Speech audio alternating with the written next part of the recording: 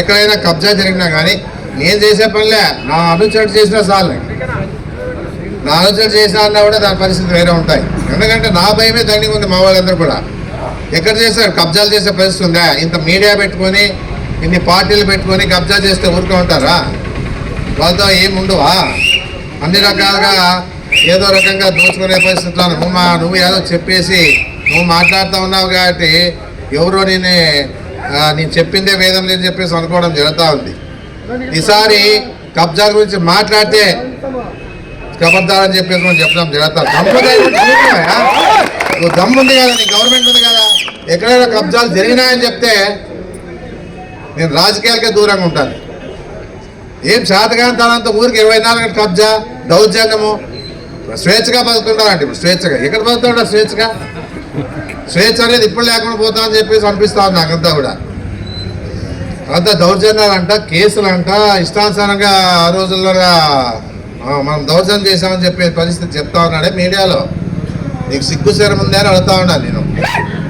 ఏదున్నా కూడా నువ్వు చేసే పనులు కప్పిపుచ్చుకోవడానికి దొంగ అన్నట్టుంది. దొంగ నడుస్తాడు దొంగే, అట్లుంది నీ గత. ఏదున్నా కూడా సోషల్ మీడియా పెడితే కొంతమంది ఆ పార్టీ నాయకులు ఏదోదే మాట్లాడాము, ఇష్టానుసారం మాట్లాడతారు.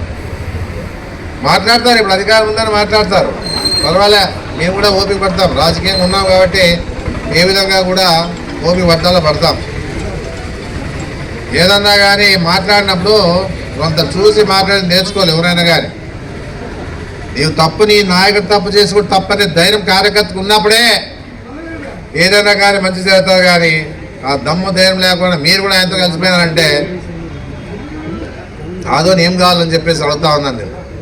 నేను ఇక్కడే పుట్టినా, ఇక్కడే పెరిగినా, ఇక్కడే ఉన్నా. నాకే ఆదోని అంటే నాది అనేది ఒకటి ఉంటుంది. నీకెందుకు ఉంటుంది? ఎక్కడి నుంచి వచ్చినానికి నీకేదన్నా ఈ ఊరు కాకపోతే వలసలు పోయినట్లు అనమాట. ఇప్పుడు ఊరు వలసలు వచ్చినా రేపు ఇంకో కొలిసిపోతాం. అంతేగాని నాది అనేది నీకు ఉండదు. చెప్పుకునేదానికి గొప్పతనంగా చెప్పుకునేదానికి చెప్తావు, కానీ నీకేముంది? ఏంటంటే నీ అదృష్టం కొద్ది గెలిచావు ఏదో రకంగా. ఏదన్నా కూడా ఇప్పుడు 3 ఏళ్ళు భరించాల్సి ఉందే.